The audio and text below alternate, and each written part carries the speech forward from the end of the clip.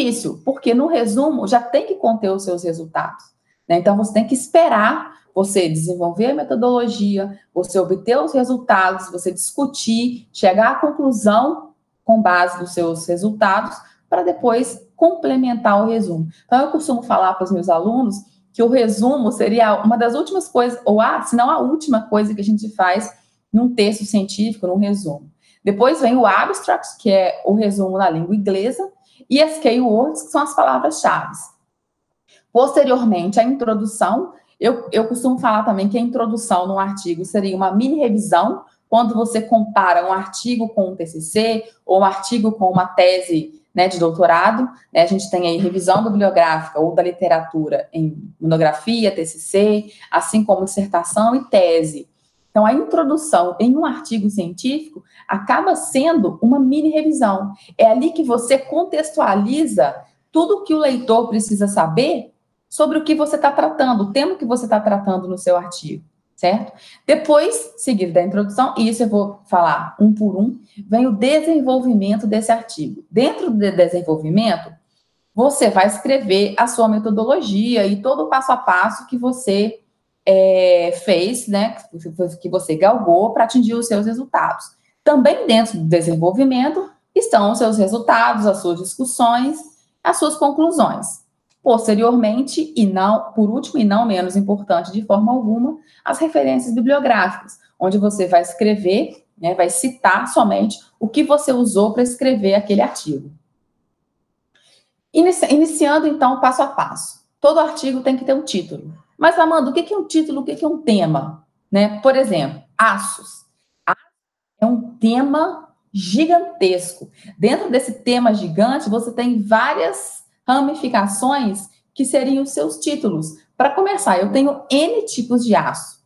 Né? Desses N tipos de aços, o que você vai falar de um tipo? Então, isso seria um título. Né? Estudo comparativo entre aço inox, duplex, superduplex, estudo comparativo de microscopia eletrônica de varredura, considerando o tipo de fases, verificação de tipo de fases em aços diferentes, isso seria um título. Agora, um tema é algo muito grande, é algo que você não vai ter no seu artigo científico. No seu artigo científico, você tem um tema, um pontinho muito pequeno dentro de uma área grande que seria um tema, certo? Essa é a grande diferença entre tema e título.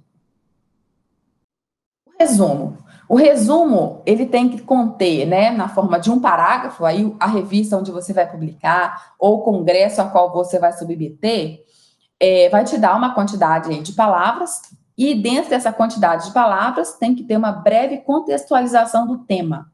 Então, pelo menos assim, umas 2, 3 frases, você vai contextualizar o seu tema. Falar sobre. Além disso, dentro do resumo, ainda tem que ser descrita de maneira muito resumida, né? Não é à toa que chama resumo, a sua metodologia, né? Que é o passo a passo que você utilizou para chegar nos seus resultados, os seus resultados e as suas conclusões, tá? Quais as conclusões que você obteve. Então, por isso que eu prefiro deixar o resumo do artigo para ser escrito por último. Então, dentro dele, você vai ter que ter a proposta, a metodologia empregada e os resultados alcançados, né? Que são as conclusões. Palavras-chave, você vai escolher aí, geralmente, tá? Pelo que eu vejo, de 3 a 5, que são as palavras que você mais usou para a pesquisa do tema escolhido, né? Lembra que eu falei na dica 2, que você tem que pesquisar sobre o tema? As palavras que você mais usou para essa pesquisa são as suas palavras-chave. O abstract, que deve ser exatamente igual ao resumo, tá? Porém, na língua inglesa. As palavras-chave em inglês, a mesma coisa, de 3 a 5, geralmente, depende da revista, depende do congresso, tá? Que tem que ser exatamente iguais às que você escolheu lá na língua portuguesa. A introdução tem que ter uma contextualização do tema abordado, tanto que eu falei que seria uma mini revisão, né? Eu gosto de chamar de mini revisão. Da introdução, apesar dos resultados alcançados por outros autores, apresentar os resultados alcançados por outros autores sobre os temas do artigo. Isso é uma dica importante, porque se você está realizando algo que não é novo, né, que não é uma inovação, outros autores já vão ter, obviamente, ter pesquisado sobre esse tema, já vão ter obtido resultados sobre esse tema. Então, na sua introdução, fica uma dica para você colocar os resultados de outros autores sobre o tema que você está abordando no seu artigo. Dentro da introdução, também eu devo ter a justificativa da minha pesquisa, tá? Se eu estou escrevendo um artigo. Não necessariamente ter um subtítulo justificativa. Não. Você consegue justificar o tema da sua pesquisa, o motivo pelo qual você está fazendo essa pesquisa e por que ela é importante no texto corrente da introdução. E o último parágrafo da introdução é onde você vende seu peixe. É onde você deixa o autor interessado pelo assunto e ele vai continuar lendo o seu artigo, tá? Então, eu costumo falar que o último parágrafo é a deixa. Nessa pesquisa, realizou-se um estudo sobre isso, isso, isso, com o objetivo disso, disso, disso. Então, você está vendendo o seu peixe, você está atraindo, você está pegando, agarrando né, a vontade do autor, que o leitor vai ter de continuar paginando aí, passando as páginas do seu artigo, vendo como você fez, né? Você vai aguçar a curiosidade do leitor. O desenvolvimento. No desenvolvimento, você vai abordar a metodologia adotada, né? Se foi uma pesquisa de revisão da literatura, se for uma pesquisa de campo, se foi um estudo comparativo, se foi um artigo que você utilizou método experimental. Dentro do desenvolvimento também, você vai colocar os resultados e a discussão dos resultados. Não adianta você só jogar lá gráfico, micrografia, tabela, figura. Não, isso não é resultado. Na verdade, isso é resultado. Só que não caracteriza um texto científico se você joga isso lá e você não discute isso que você conquistou. Os seus resultados estão lá, lindo, maravilhoso. Mas se você não discute, descaracteriza algo que era para ser científico. Além disso, dentro do desenvolvimento, você vai ter as suas conclusões ou considerações finais, dependendo aí do que a revista pede, do que o congresso pede. Então, isso aí é bem flexível, como eu disse, a flexibilidade do artigo, ela é uma vantagem para quem escreve.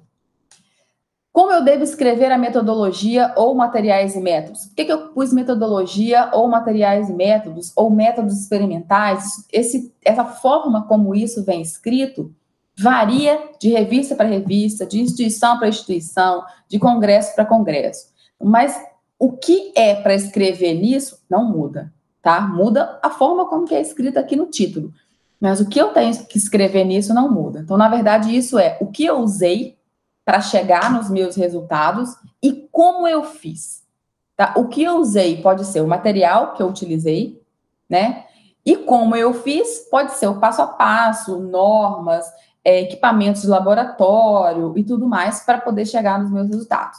Então, na metodologia ou em materiais e métodos, eu vou descrever os dados usados, instrumentos, equipamentos, processos, técnicas para análises, tabelas, normas utilizadas, tudo que foi utilizado para alcançar os meus resultados. Se isso escrito for muito grande, como eu falei lá atrás, eu sugiro que você use um fluxograma ou um organograma. Isso torna uma leitura mais fluida, mais clara, isso economiza espaço, isso fica mais bonito, visivelmente fica mais bonito. Agora, se não tem jeito, se o seu orientador acha que não, que tem que ser descrito, ok, sem problemas, tá? Isso aqui são só dicas que eu tô dando.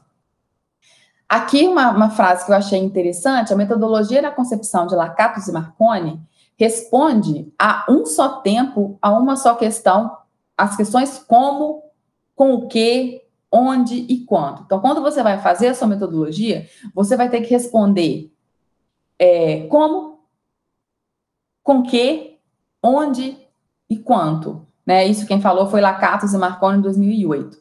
A orientação da pesquisa inicia, então, o seu processo produtivo, fazendo uso das ferramentas indicadas e selecionadas em parceria, o orientador e orientando.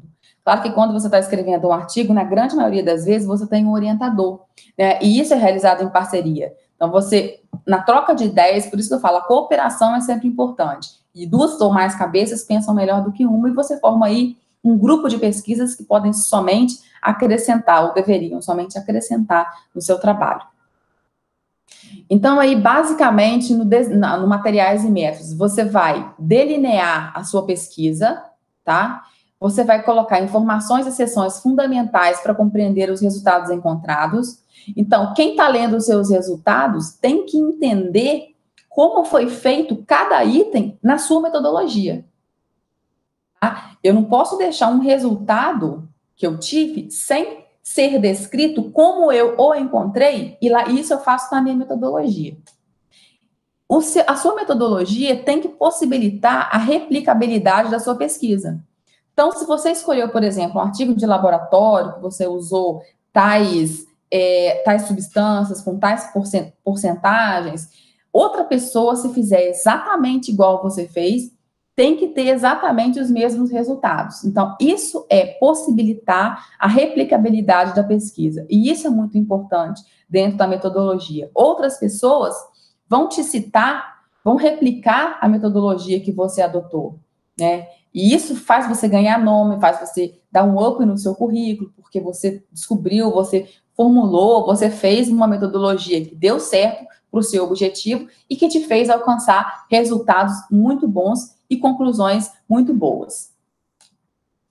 Então, basicamente aí, você tem que coletar dados para uma boa metodologia. Você tem que coletar dados, você tem que organizar esses dados para poder ter as suas ideias organizadas. Tá? Não adianta você somente coletar dados, aquele monte de dados, tá? Achei o autor, achou isso, então deve ser por isso que o meu resultado deu isso, eu vou usar essa metodologia, não. Tem que ter uma organização desses dados, para você se organizar no sentido das suas ideias.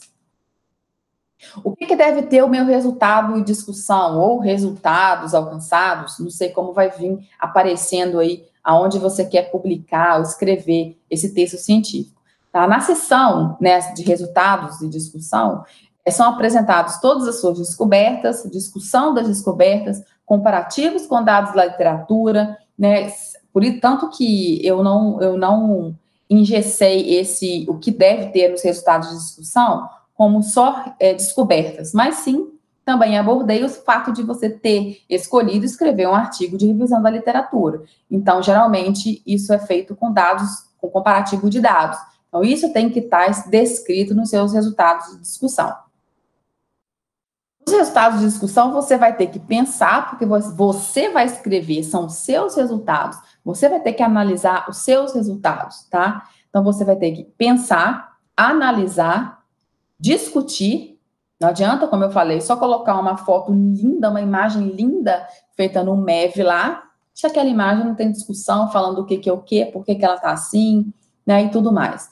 Você pode tabular os dados, que é uma ferramenta muito utilizada aí para resultados de artigo, tabelas. Você tem que ter um senso crítico, não dar a sua opinião, né, mas com base no estudo de outros autores, você tirar as suas conclusões. Isso é ter senso crítico.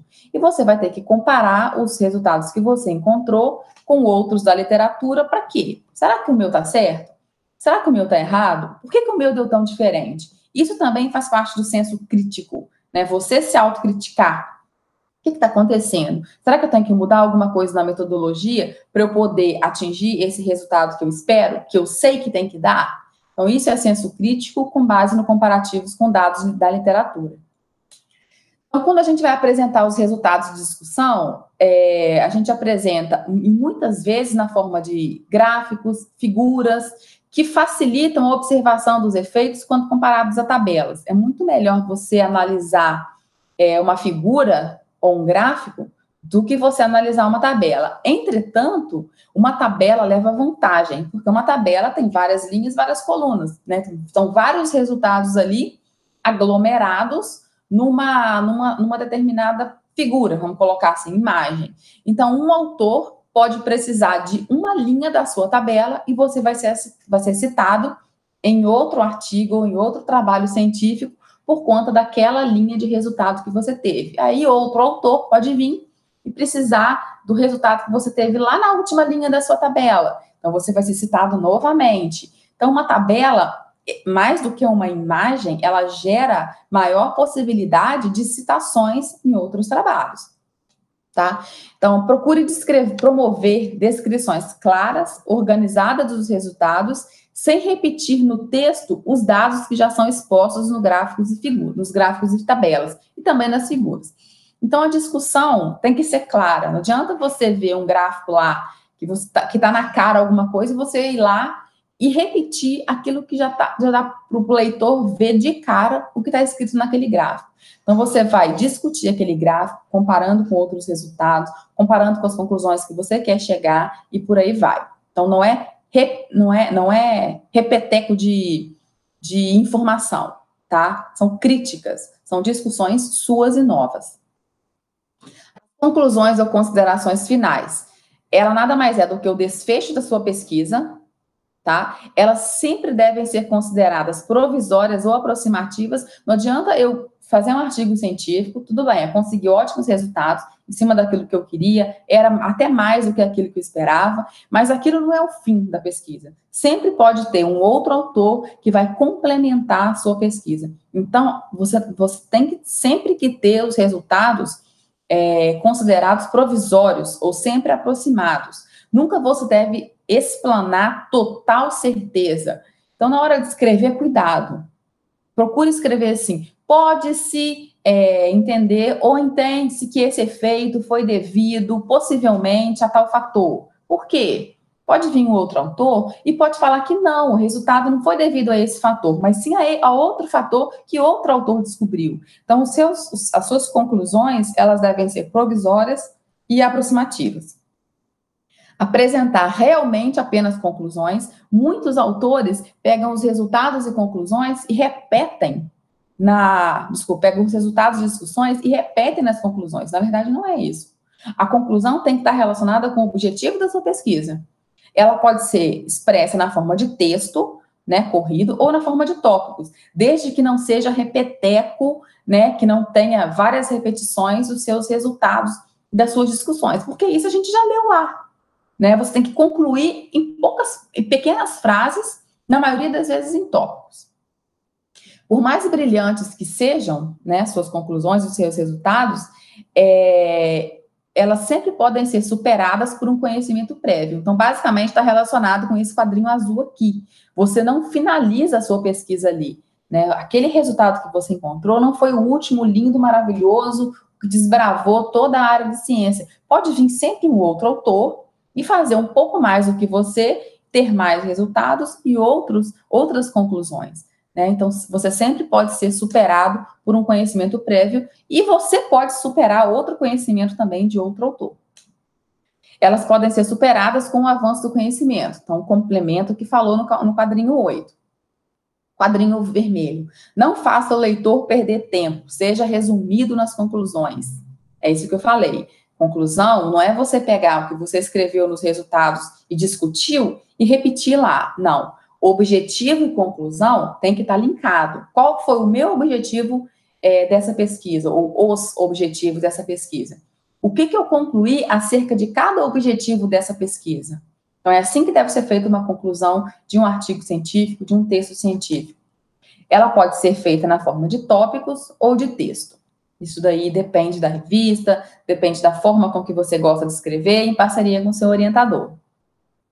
As referências bibliográficas devem apenas constar os textos ou os artigos, os livros que você utilizou para a escrita do seu artigo, ou do seu TCC, ou da sua dissertação, ou da sua tese. Ah, eu li um livro maravilhoso que me inspirou, que abriu a minha cabeça para tal tema, mas eu não usei nada daquele livro na escrita do meu artigo. Ele não entra nas suas referências bibliográficas, a não ser que, em algum momento do seu texto científico, você tenha usado alguma parte desse livro. Aí ele entra nas suas referências, tá? Então, basicamente, referência bibliográfica é aquele conteúdo, livro, artigo, tudo mais, que você usou para escrever o seu artigo, e não que você usou para se inspirar, né, para aumentar a sua gama de conhecimentos. Cuidados. tá? Cuidado com sites que não são confiáveis. É muito fácil você digitar um tema lá na internet, você vai ver, assim, vai aparecer assim na sua tela um monte de site que nem sempre tem informações confiáveis. Então, cuidado. Busque referências confiáveis. Se você não é um aluno de uma instituição onde tem um sistema pago para pesquisa, você tem o Google Acadêmico, que é uma ferramenta que você pode pesquisar, é gratuita. Você acha artigos, você acha livros, você acha trabalhos confiáveis, tá? Então, muito cuidado com onde vocês pesquisam, o que vocês leem para formular, né, para fazer esse aglomerado de conteúdo para poder depois escrever esse artigo. Busque sempre referências com o mesmo tema da sua pesquisa e somente deve constar na seção o que você usou na escrita, ou seja, na referência bibliográfica você vai escrever, você vai citar somente aquelas pessoas, aqueles autores que você usou na pesquisa. Evite blogs e sites. Ah, Amanda, é proibido. Não é que seja proibido, às vezes tem uma figura, né, que você só encontrou no site. Ok, né? Não tem problema. Agora, é diferente de você chegar num artigo científico e você vai na revisão, na referência bibliográfica lá, você só encontra a referência da internet, site, blog, isso descredibiliza a sua pesquisa, tá? Às vezes até os sites, os blogs têm informações corretas, né, informações confiáveis e tudo. Só que é diferente de você pegar um artigo científico, onde você vê lá nas referências livros renomados de autores de gabarito, artigos atuais sobre aquele tema, é diferente. Você tem uma credibilidade maior quando isso acontece. Uma boa opção, como eu já disse para vocês, seria o Google Acadêmico, tá? Ele é uma ferramenta gratuita que está à disposição de vocês. Eu acho que vocês devem aproveitar dessa ferramenta gratuita. Muito cuidado com o plágio, tá? O plágio, essa figurinha aqui, ela retrata bem o que é o plágio, é o roubo da ideia do colega, tá? Agora, quando você pega a ideia de alguém, mas você cita esse alguém, você não está roubando a ideia dele, você está dando um crédito a ele, né? Você quer escrever um artigo e você quer usar a metodologia do fulano X, você cita ele, de acordo com o fulano X, a metodologia a ser adotada nesse artigo será essa. Quer dizer, você está dando um crédito, assim como alguém pode dar um crédito para você que criou um determinado tipo de metodologia, e você vai ser citado no autor de outra pessoa, no artigo de outra pessoa como autor. Isso não é plágio. Plágio é quando você escreve alguma coisa ou faz alguma metodologia, né, e fala que é sua. Quando você não cita o verdadeiro dono daquela ideia. Isso é plágio. E isso é crime, então a gente tem que ter muito cuidado. Devemos citar. Ficativo, então, a gente precisa se ligar que o plágio é crime e ele tá previsto aqui em alguns artigos, tá? O direito autoral, propriedade do tema, da obra, imagem, e pode gerar um processo aí, dor de cabeça desnecessária. Aqui as últimas sugestões: faça um título curto que chame a atenção e que, além de tudo, reflita o tema principal do artigo. Não adianta você colocar um título imenso, que é praticamente um resumo do seu trabalho, né, que isso vai ficar cansativo, o leitor vai parar ali mesmo. Então, vamos fazer um título mais curto, como dica, atrativo, né, que vai chamar a atenção do leitor. Muitos artigos, eles não são lidos porque há um desinteresse pelo título. O título também não precisa ser 2, 3 palavras, porque em 2, 3 palavras, muitas vezes não vai retratar o que você está descrevendo na sua pesquisa, que pode ser algo muito além daquelas 2, 3 palavras do seu título. Na escrita, mantenha sentenças curtas, né? Os pontos e as vírgulas aí, os pontos finais, na verdade, eles são gratuitos, vamos abusar deles. Se você faz uma frase muito grande, pode ser que você erre no momento de colocar uma vírgula, no momento de colocar 2 pontos, no momento de colocar um ponto e vírgula. Então, quando você finaliza a ideia, ponto final.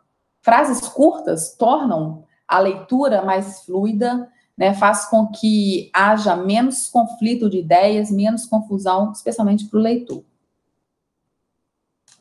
E daí, dito isso, com todas essas dicas e ideias, a gente chega no final da nossa apresentação. tá? Eu queria agradecer muito a Rede PDI, que me convidou para esse vídeo lá do canal, tá? Foi um grande prazer, me coloco à disposição aqui sempre que precisar da minha colaboração. Espero ter contribuído para essa parte aí, para esse momento, para essa área da ciência. A ciência não pode parar, tá? E ciência está relacionada com escrita científica, né? A ciência não fica guardada na nossa cabeça, nem no computador. A ciência ela tem que ser compartilhada com a sociedade. Então, um artigo ele tem que ser compartilhado, ele tem que ser publicado. Então, deixei aqui o meu contato, tá? O meu Instagram, o Instagram do Congresso de Engenharia de Materiais online, onde eu organizo anualmente, o meu celular, caso alguém queira entrar em contato, e deixo aqui também o link do meu currículo Lattes para maiores informações. Queria agradecer muito aí a vocês por essa oportunidade.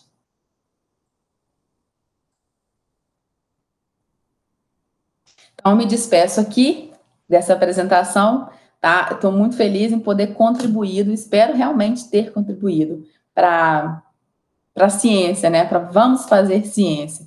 Então, um abraço a todos.